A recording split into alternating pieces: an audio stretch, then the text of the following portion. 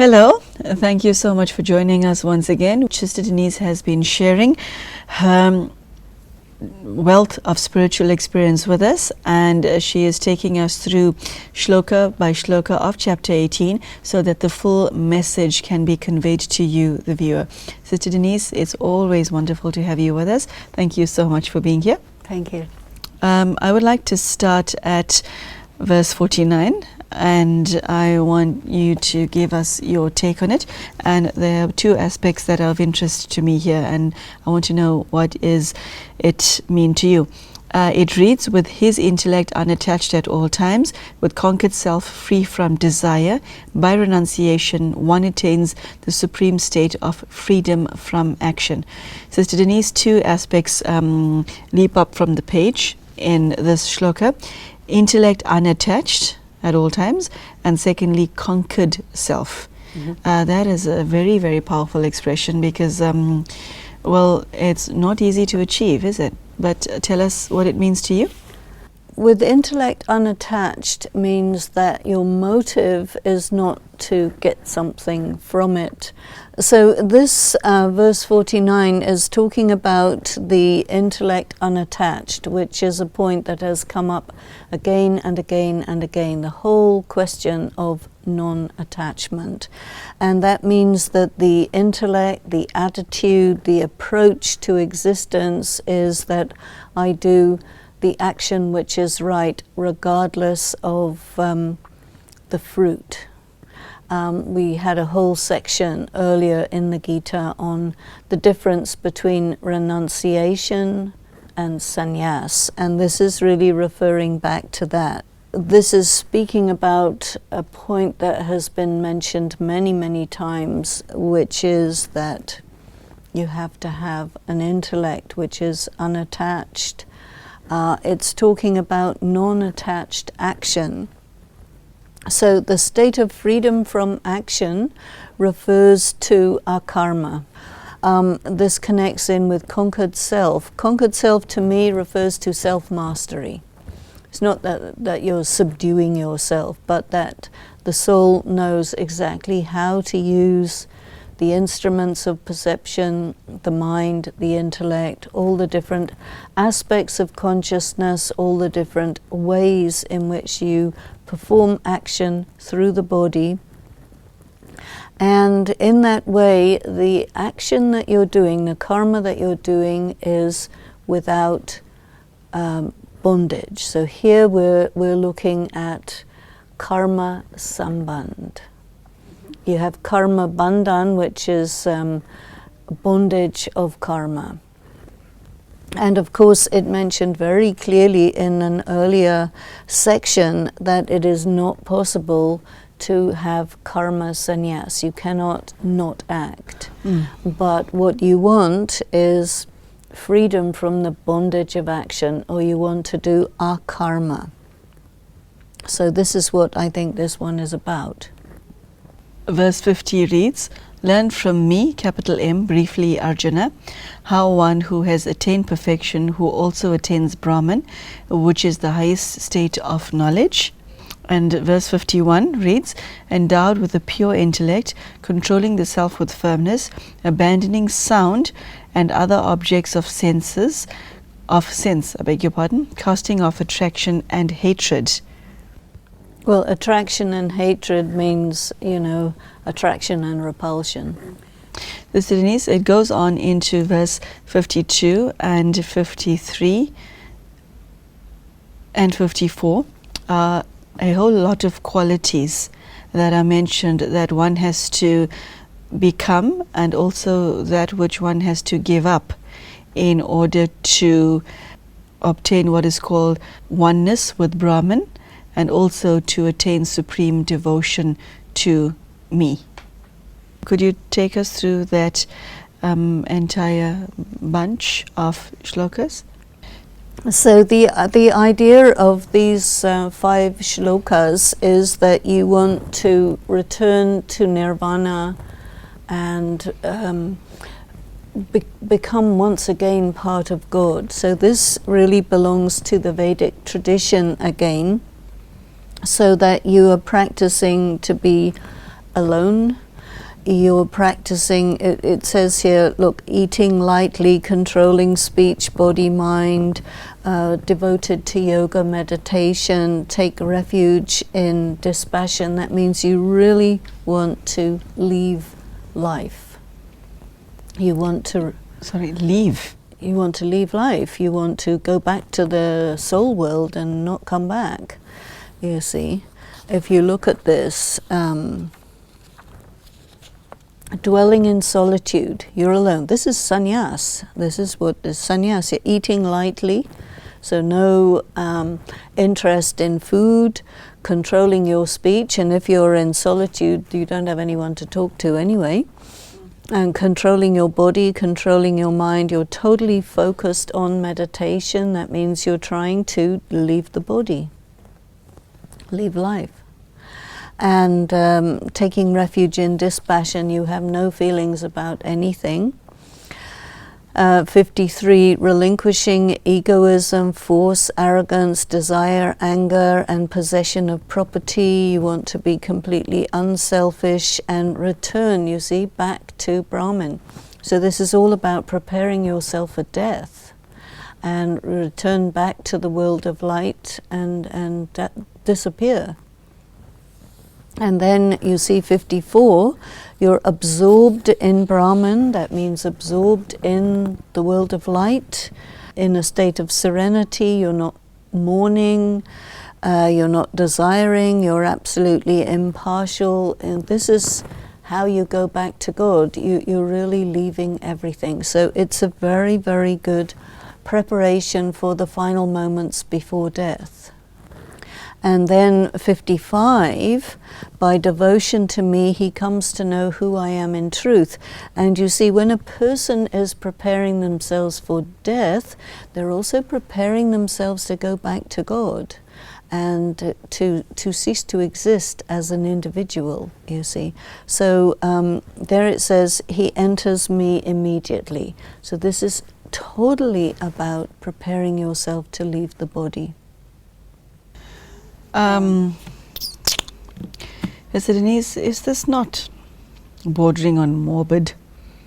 How does somebody who's in his 20s, who's married with children and has a very deep interest in God and loves the Bhagavad Gita, how does he practice this part? Well, I think he's not going to be looking at this part when he's in his 20s, but when he's in his 80s, he will be. Okay, so you apply aspects of the Bhagavad Gita to your life depending on your age? Definitely, definitely. You know, in Hinduism, it is said that life is divided into 5 sections. So your first section is your childhood, then youth, then maturity, where you get married, you develop your career, etc. Then you have the stage of vanprastha, where you go into retirement, and then the last stage is sannyas, where you just give up everything. And this seems to me to be exactly the kinds of shlokas that you would be really wanting to look at when you feel that any minute now I will die. And if you see those people that we both know who are in their 90s, they're always talking about, well, I'm going to die. I may not wake up tomorrow. Be prepared. You know, 90 is about what people think that's extra time, you know. And so people of that age have to think about death quite a lot. Some people, they're okay with death, some people really not, you know. Even you may be very old, but you may not be ready to let go of your body. So I think that for a person who's really elderly and thinking about leaving the body, this is perfect, you see.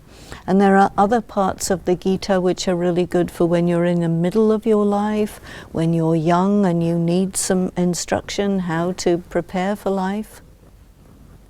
So I think you have to be selective about the Gita, which bit really speaks to you at which time of life and what you're actually going through during your life. because life is full of changes. It's a journey with different terrains.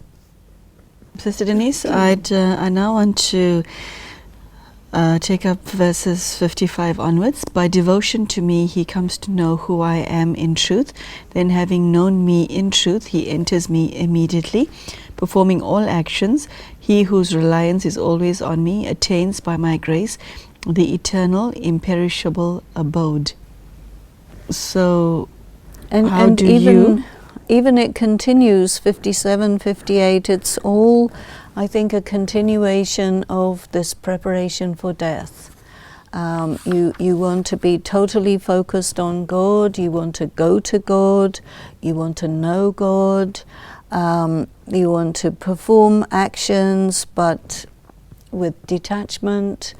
You're beyond the period of life where you're in business or creating family or anything. Here you are definitely leaving, and what you want is to go to God.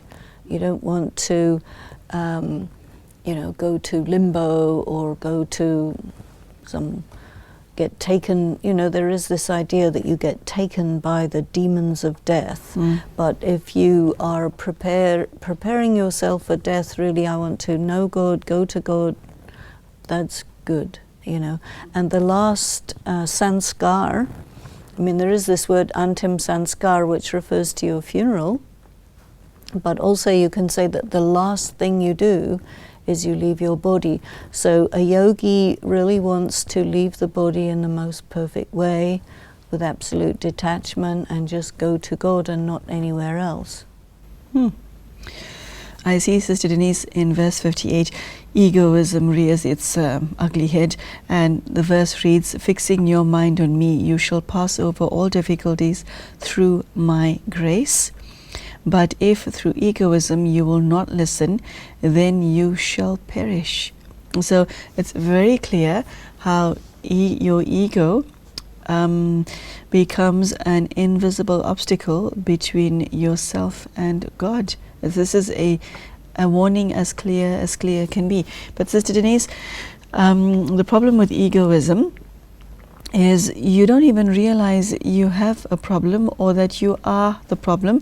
You see life as being the problem, and you see other people having the problem. Yeah, that's right. So how do you interpret verse 58? Well, you see, the word for egoism is ahankar, and ahankar is pride, false pride.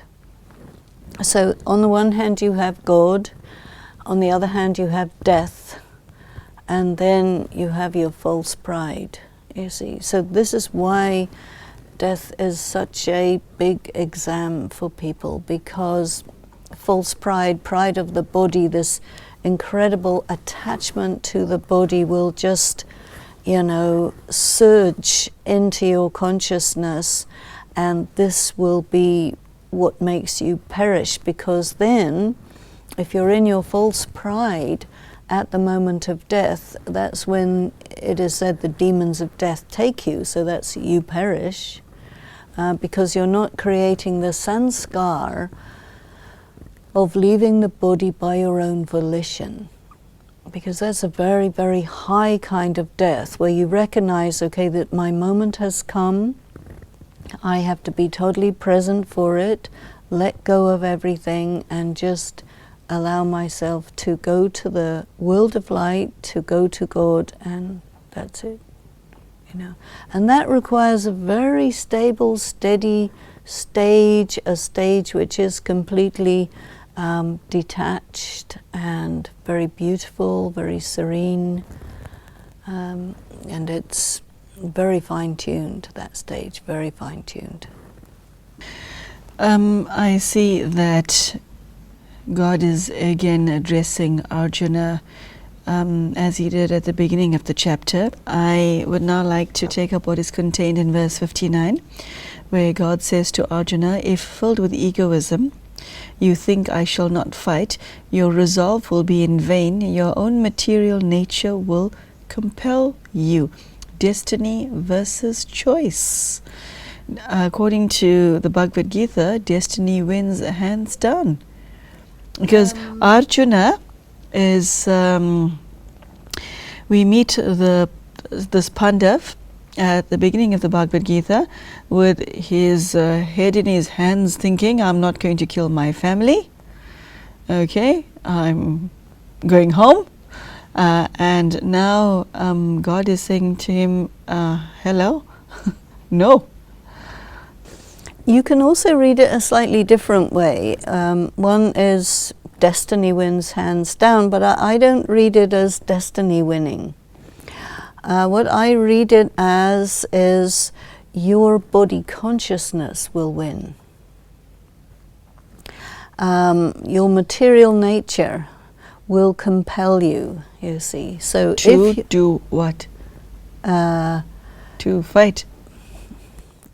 Yeah, you can't say, I shall not fight. Your body consciousness will operate independently of your morality. You see, because his thought, I shall not fight, is his morality. He says, I shall not fight because it is not moral to kill your relatives. And I wouldn't be able to enjoy the fruits of it anyway.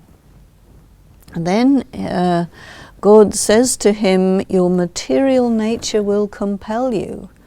So he's in this situation of war, and you know, he will have to defend himself. He won't be able to just do what his morality says.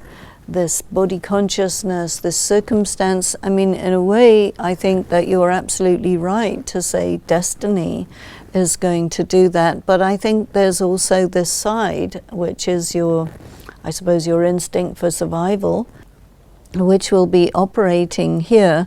And in the first line, it says that it is your ego that is connected with your morality. You see, so you have destiny connected with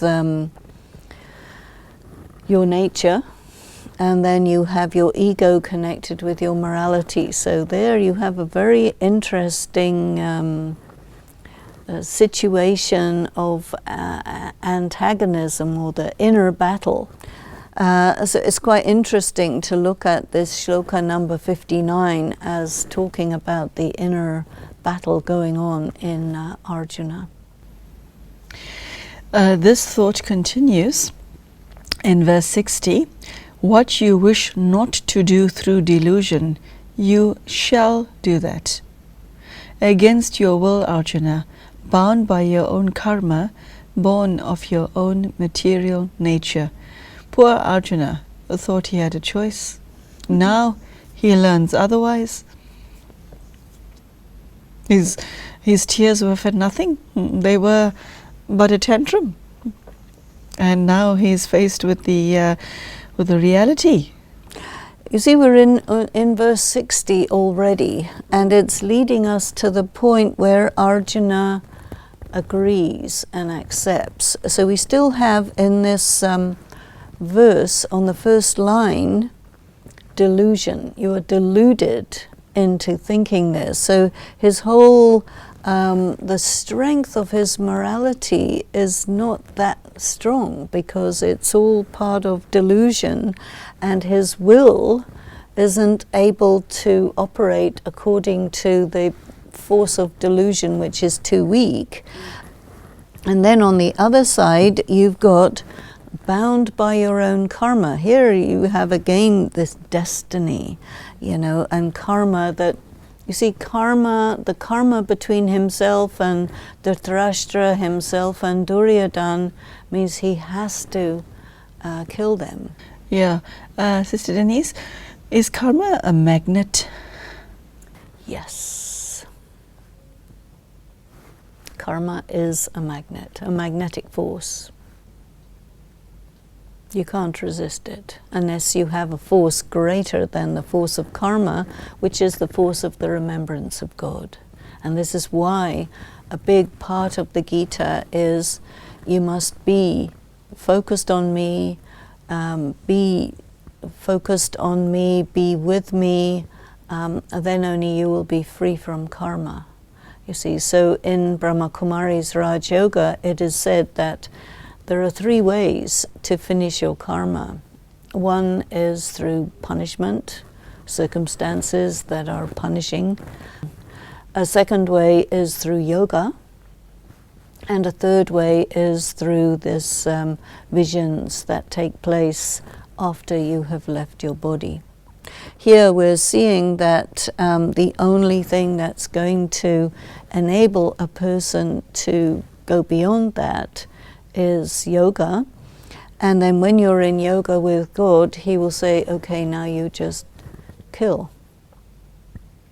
And your killing will bring the account to 0, you see. So then he has to obey rather than kill out of revenge or anger or anything. He has to kill because it brings the account to 0.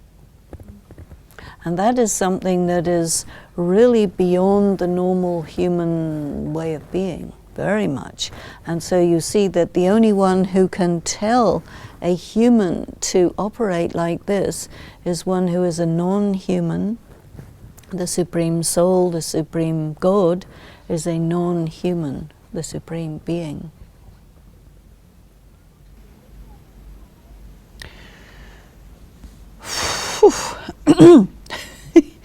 Yeah. Okay, Sister Denise, that was a wow. Okay, and I think that we'll stop at this juncture because verse 61 takes up another thread, and I think it's best we take it up in the next episode. So I'm sure the viewers have learnt a lot from what you just shared, because it is not understood by many, that what you shared in this episode. Okay, it's not understood by many. And there you go. Sister Denise has shared some of the secrets of the law of karma, which may have hitherto been unknown to you. You're not alone if you find this extremely educational and enlightening. You're also not alone if you now see the Bhagavad Gita through an entirely new lens. You're not alone at all, and I hope that you do, because it's always great to learn something new and to see yourself and life and even God in a whole new, refreshing way. Newness is good. So I wish to thank Sister Denise for sharing what she has today, and I'd like to thank you for your ear for this half hour, and I do hope to see you for the next episode, where we will be looking at verse 61 onwards of chapter 18 of the Bhagavad Gita. Thank you so much for joining us, and goodbye.